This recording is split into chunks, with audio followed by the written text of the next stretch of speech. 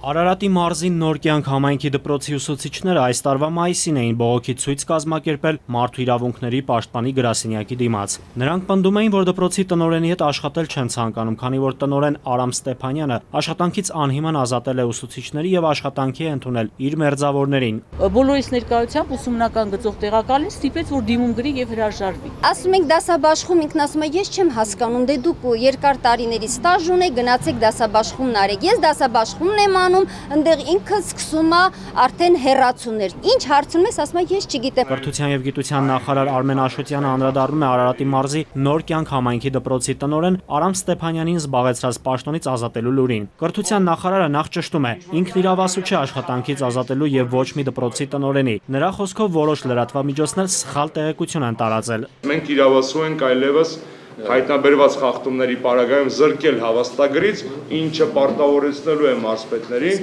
հանել այդ մարդկանց ավտոմատ կերպով հանել այդ մարդկանց աշխատանքի։ Կրթության եւ գիտության նախարարի խոսքով հավաստագրից զրկելու համար 7-ից 8 դեպք կա՝ կեղծ տեղեկություն ստաժի մասին, հակաուսումնադաստիարակչական արարք, պետությանը եւ հաստատությանը հասցված վնաս, փաստաթղթերի կեղծում։ Դրանցից մի քանիսը ըստ Արմեն Աշոտյանի հենց Նոր կյանքի դպրոցի տնօրենին է վերաբերում։ Հայտնաբերվեց կեղծ ստաժի մասին տեղեկություն։ Ոչ միայն դատված էր, թաքցրել էր։ Այդ ես դրա հիմքով եմ անել։ Երկրորդը դատվածությունն է, որ չմարած դատվածությունն է, քրեական գործ, հակաուսումնադաստիարակչական արարք, ես ոլորտ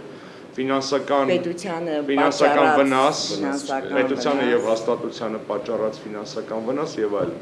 Բավականին լուրջ փաթեթ է։ Արմեն Աշոտյանի խոսքով Արամ Ստեփանյանը առաջիկա 5 տարիների ընթացքում տնօրեն աշխատելու իրավունք չունի։ Հնարավոր է զրկել հավաստագրից եւ նա զրկվում է ոչ միայն այդ պահին աշխատելու իրավունքից, այլ գալիք 5 տարիների ընթացքում այլևս տնօրեն չի կարող աշխատել։ Հանրակրթական դպրոցներում եւ բարձրագույն ուսումնական հաստատություններում եղած խնդիրները սրանով չավարտվեցին։ Կրթության ազգային ինստիտուտի փոխտնօրեն Անահիտ Բախշյանն օրինակ Արմեն Աշոտյանին հիշեցնում է. կառավարության 2011 թվականի ծրագրով կրթության ֆինանսավորումը պետք է Հայաստանի հնայի 4%-ը կազմեր։ Անահիտ Բախշյանը նկատում է այս տարվա համար այն 2.5% է։ Այսօր 2.5 է, շատ քիչ է։ Իրականում կրթության համար Եվրոպական բանում ամենացածը։ Տիկին Անահիտ ջան, թող ավարտեմ։ Ինձ ասեք, այդ 1.5-ը որ ոլորտից պետք է գա։ Պաշտպանությունից, սոցիալից, առողջապահությունից, որտեղից։ Կրթության եւ գիտության նախարարը սակայն նկատում է այդչափ ֆինանսավորմամբ իրենք կարողացել են շրջադարձային բարեփոխումներ կատարել ոլորտում։ Մենք մտել ենք այդ ռիսկի տակ։ Մենք մտել ենք 12-ամյա կրթության տակ այս ռիսկով, ավագ դպրոցների տակ, Բոլոնիայի գործընթացի տակ, ներառական կրթության տակ, շախմատի ներդրման տակ ու բազմաթիվ այլ գլոբալ կրթական փոփոխությունների տակ։ Արմեն Աշոտյանի խոսքով հանրապետությունում 28000 մանկավարժի հաստիք կա, 40000 աշխատող, բարձրագույն կրթության համախառն բյուջեն մոտ 60 միլիոն եվրո է կազմում։ Այդ փողով աշխատում արարում են, փորձում են գոյատևել ու չեն կարողանում բազմաթիվ մասնավոր բուհեր եւ պետական բուհեր։ Պետության վրա թողել բարձրագույն կրթության բեռը,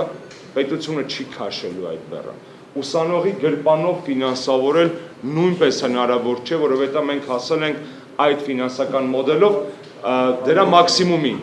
Էլ տեղ չկա դրան։ Նախարար Աշոտյանի խոսքով պետությունը զեղչեր է կիրառում սոցիալապես անապահով ընտանիքների բուհերում սովորող ծնողական խնամքի մնացած ծնողազուրկ մինչև 1 տարեկան երեխա ունեցող ուսանողներին։ Արմեն Աշոտյանի խոսքով սեպտեմբերի 1-ից նախարարությունը կլուծի նաև ակադեմիական առաջադիմություն ունեցող ուսանողների ուսման առաջին տարվա վճարների խնդիրը։ Նաիրի Մուրադյան, Ալբերտ Գալստյան, ժամը լրատվական։